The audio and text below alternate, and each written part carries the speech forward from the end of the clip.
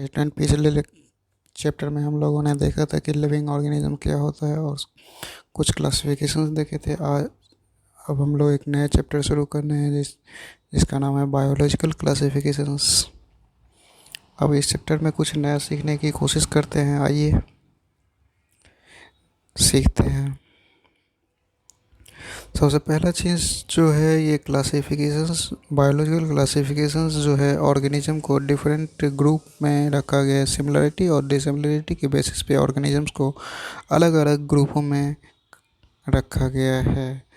Time दर time क्या हुआ, classifications criteria और बढ़ने लगा। ऑर्गेनिजम्स की न्यू डिस्कवरी के कारण क्राइटेरिया जो है बढ़ने लगा ऑर्गेनिजम्स की, जिसके कारण जो ये देखा गया कि जो उस ऑर्गेनिजम्स के बारे में और ज़्यादा जानकारी आया तो उसे अलग तरीके से फिर से क्लासीफाई किया गया और अलग अलग कैटेगरी में कैटेगराइज किया गया। तो सबसे पहला हम लोग जो क्लासिफिकेशन देखने वाले हैं वो है two kingdom classification. Two kingdom classifications के बारे में आप ये देखिएगा कि जो ये क्लासिफिकेशन जो है दिया गया था लिनियस के थ्रू दिया गया था, और ये क्लासिफिकेशंस बेस्ड था किस पे, तो सेल वॉल पे, लोकोमोशंस पे एंड मोड ऑफ न्यूट्रिशंस पे देखा दिया गया था ये क्लासिफिकेशंस। ऐसा बोला गया था कि जो सेल वॉल्स जो है प्रेजेंट होगा तो उसे प्लांटिया में रखा गया, और सेल वॉल्स यदि नहीं है तो उसे एनिमालिया में रखा गया उस ऑर्गेनिजम्स को। यदि लोकोमोशंस एब्सेंट हैं तो फिर से प्लांटिया में रखा गया, और लोकोमोशन प्रेजेंट है तो एनिमल्स में रखा गया। और ये लोको उसके बाद देखा गया कि जो यदि फोटोट्रॉप्स है यानी अपना भोजन स्वयं बना लेता है तो ऐसे ऑर्गेनिजम्स को प्लांटे के अंदर रखा गया, और जो खुद नहीं अपना भोजन बना सकता था तो उसे हेट्रोट्रॉप्स मोड ऑफ न्यूट्रिशंस कहते हैं, जो कि एनिमालिया उस ऑर्गेनिजम्स को एनिमालिया में रखा गया।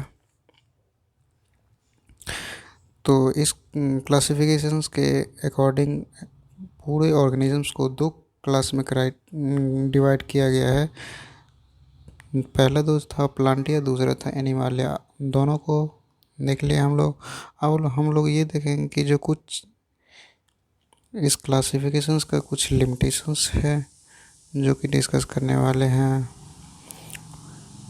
लिमिटेशंस ये था पहला कि जो जितने भी प्रोकैरियोटिक ऑर्गेनिजम्स थे और यूकैरियोटिक ऑर्गेनिजम्स थे दोनों को एक ही में रखा गया।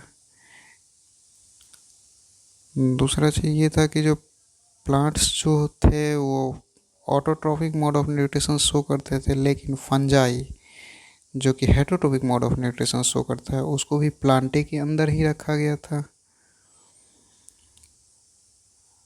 कुछ यूनिसेलुलर और मल्टीसेलुलर ऑर्गेनिजम्स जो थे दोनों को एक ही किंगडम्स के अंदर रखा गया था, जैसे कि क्लोरिला था, क्लाइमाइडोमोनास, शायफायर वगैरह था, उसे प्लांटिया में रखा गया था।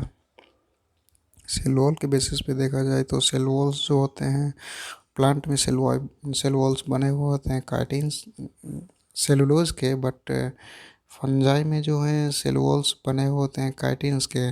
दोनों को एक ही ग्रुप में रखा गया। ये सारा क्या था इस क्या ये चीज़ें इसमें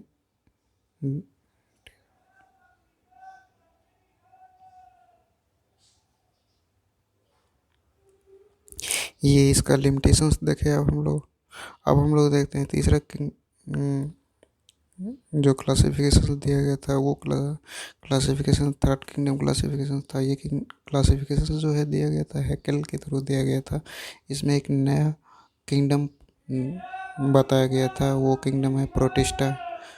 ये इंक्लूड्स करता है ऑर्गेनिजम्स जो कि टिश्यू जिसमें नहीं होते हैं, ऐसे ऑर्गेनिजम्स को इस किंगडम में रखा गया था, जिसका एग्जांपल्स है अलगी, प्रोटोजोअस, प्रोरिफेरा और बैक्टीरियाज को रखा गया था इसके अंदर। उसके बाद नेक्स्ट किंगडम क्लासिफिकेशन जो है वो 4 किंगडम क्लासिफिकेशन है दिया गया था, कॉपलैंड्स के थ्रू दिया गया था। और ये इसमें एक नया किंगडम इंक्लूड किया गया था, मोनेरा, जो कि इंक्लूड करता था जितने भी प्रोकैरियोटिक ऑर्गेनिजम्स थे इस किंगडम के अंदर प्लेस्ड किए गए थे। अगला किंगडम क्लासिफिकेशंस जो है वो दिया गया था किसके थ्रू, तो R.H. विटेकर्स के थ्रू दिया गया था। ये क्लासिफिकेशन जो है 1969 ईस्वी में दिया गया था। इस किंगडम क्लासिफिकेशंस के कुछ क्राइटेरिया है जो कि याद रखना होगा, और ये किंगडम क्लासिफिकेशन जो है एग्ज़ाम पॉइंट ऑफ व्यू से बहुत इंपॉर्टेंट है, काफ़ी टाइम्स पूछा भी गया है इसे। पहला क्राइटेरिया जो है बेसिस जो है इस क्लासिफिकेशंस का वो है सेल स्ट्रक्चर्स, यानी कॉम्प्लेक्सिटी ऑफ सेल के बेसिस पे दिया गया था। और दूसरा बेसिस जो है थैलस ऑर्गेनाइजेशंस, यानी कॉम्प्लेक्सिटी ऑफ ऑर्गेनिजम्स या बॉडी ऑर्गेनाइजेशंस जिसको कहते हैं। और तीसरा जो बेसिस था वो मोड ऑफ न्यूट्रिशन था। चौथा जो था वो रिप्रोडक्शंस, और पांचवा जो था फाइलोजेनेटिक रिलेशनशिप्स था। राइट,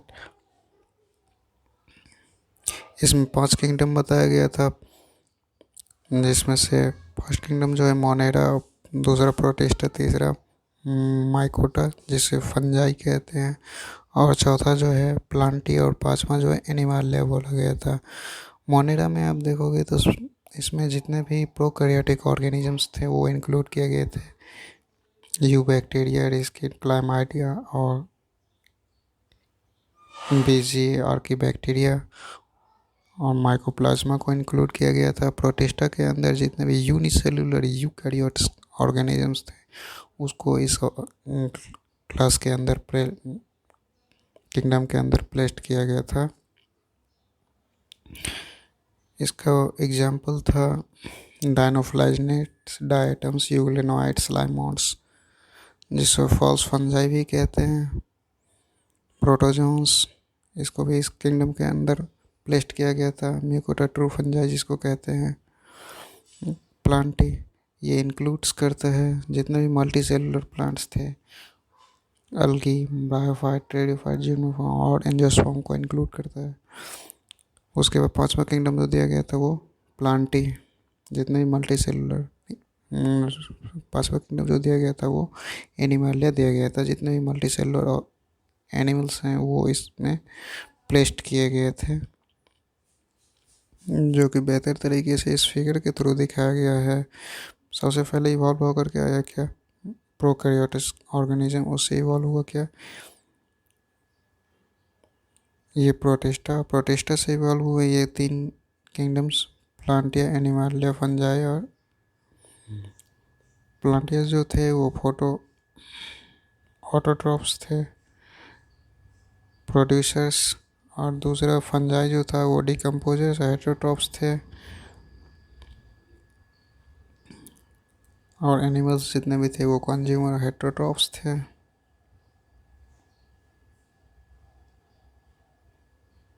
कुछ क्राइटेरिया है इस टेबल के थ्रू जो कि देख लीजिए।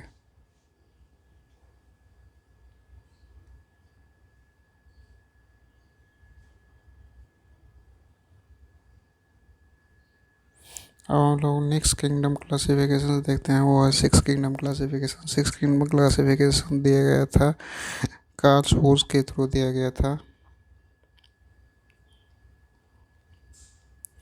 और ये क्लासिफिकेशन जो है बेस्ड है किस पे, तो 60S राइबोसोमल RNA पे बेस्ड है ये क्लासिफिकेशन। इस क्लासिफिकेशन में 3 डोमेन्स बनाया गया था। फर्स्ट डोमेन्स जो है आर्किया किंगडम, आर्कीबैक्टीरिया बोला गया।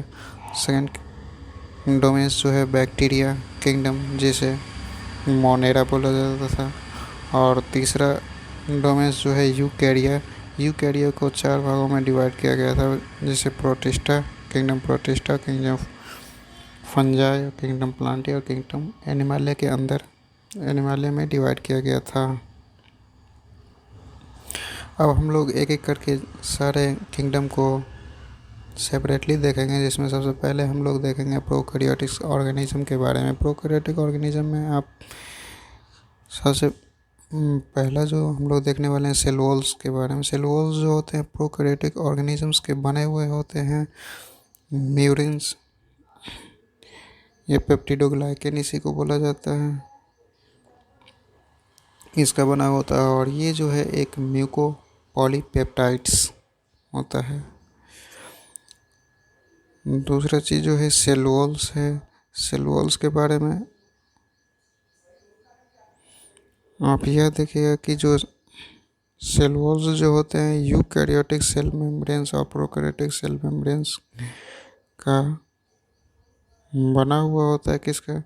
लिपो प्रोटीन्स का बना होता है, यानी लिपिड प्लस प्रोटीन्स का कॉम्बिनेशन से इसका सेल वॉल्स बना हुआ होता है।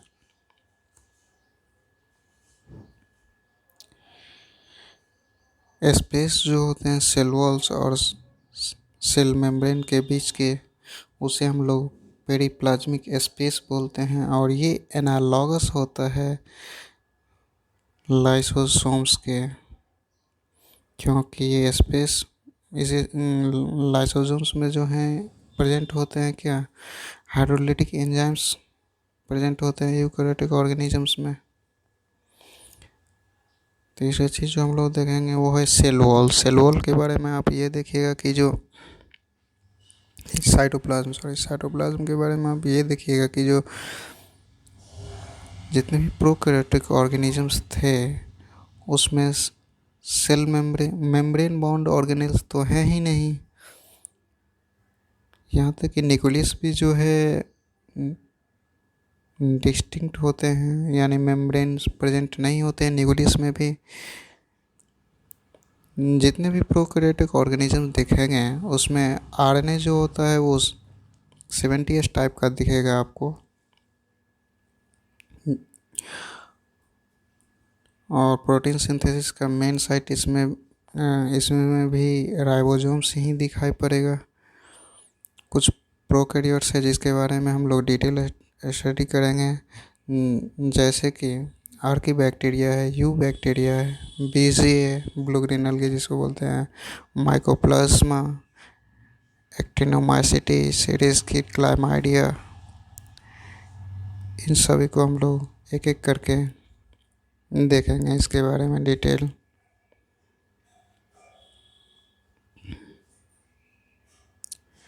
आर्की बैक्टीरिया ऐसे माना जाता है कि जो ये बैक्टीरिया जो है इवोल्यूशन के टाइम फर्स्ट ऑर्गेनिजम्स जो है अर्थ पे जो डेवलप हुआ था वो है आर्की बैक्टीरिया। इसके कई मेंबर्स ऐसे हैं जो कि अभी भी फॉसिल की फॉर्म में प्रेजेंट है। और ये ऑर्गेनिजम्स जो है सबसे पहले अर्थ पे इवॉल्व हुआ था, इसीलिए इसे हम लोग ओल्डेस्ट लिविंग फॉसिल भी बोलते हैं। आर्कीबैक्टीरिया जो है के पास जो प्रोटीन्स होता है, ये प्रोटीन्स बिल्कुल होमोलॉगस होता है यूकैरियोटिक हिस्टोन कोर के, राइट। दूसरी चीज़ आप ये देखिएगा कि जो सेल वॉल्स जो हैं इसमें नहीं बने हुए होते हैं पेप्टिडोग्लाइकेंस पेप्टिडोग्लाइकेंस का नहीं बना होता है। यू बैक्टीरिया में इसका सेल वॉल्स जो होते हैं बने हुए होते हैं कॉम्प्लेक्स पॉलीसेकेराइड का, जिसे हम लोग स्यूडोम्यूरेंस कहते हैं। और ये एक कॉम्प्लेक्स पॉलीपेप्टाइड होता है।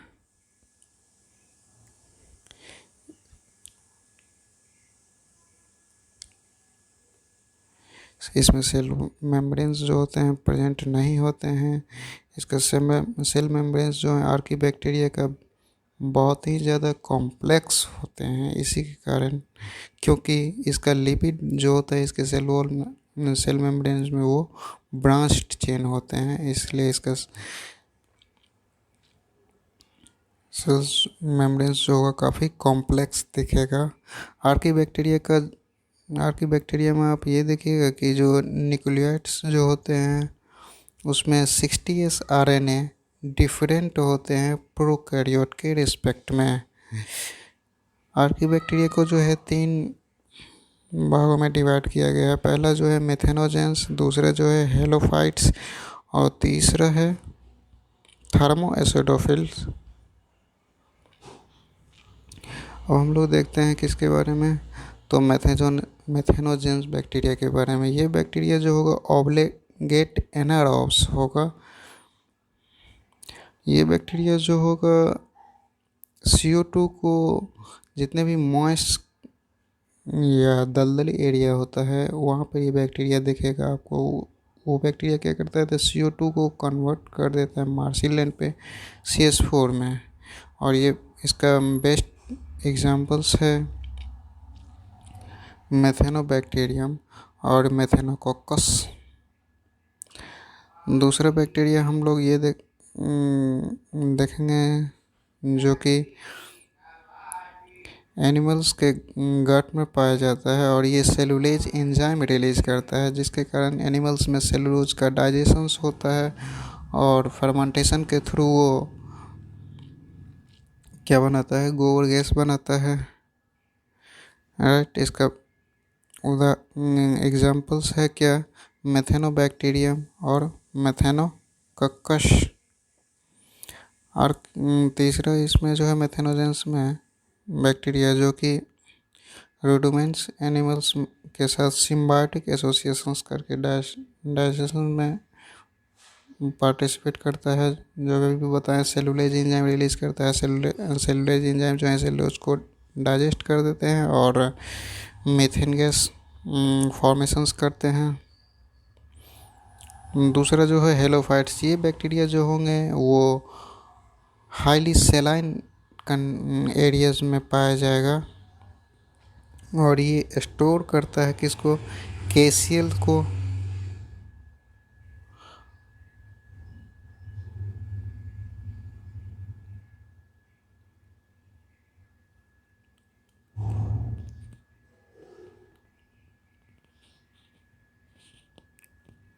ये बैक्टीरिया जो होगा वो फूड जो है कार्बोहाइड्रेट के फॉर्म में नहीं लेते हैं यू बैक्टीरिया की तरह। राइट, हेलोकोकस इसका एग्जाम्पल्स है।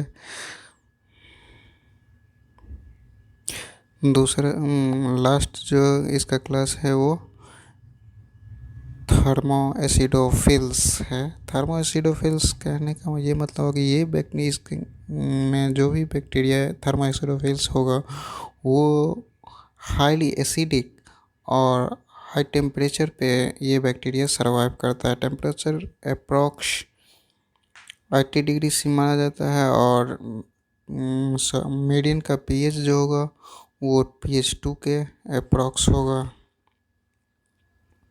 लेकिन ऐसे भी बैक्टीरिया होते हैं जो कि इससे भी हाई टेम्परेचर पे एग्जिस्ट करते हैं, जैसे सल्फर स्प्रिंग बैक्टीरिया जो वो लगभग 100 डिग्री C पे सरवाइव करता है। हॉट सल्फर स्प्रिंग बैक्टीरिया जो होते हैं हिमालय रीजन्स में पाए जाते हैं, और जिसका बेस्ट एग्जांपल्स हैं थर्मो एसिडोफायरम्स। और कुछ नोट्स पॉइंट दिया गया है कि जो बायोफिलिक प्रोकैरियोट्स जो होते हैं वो ग्रो और मल्टीप्लाई करते हैं डीप मेराइन सेडमेंट्स में, ये ग्रो करते हैं।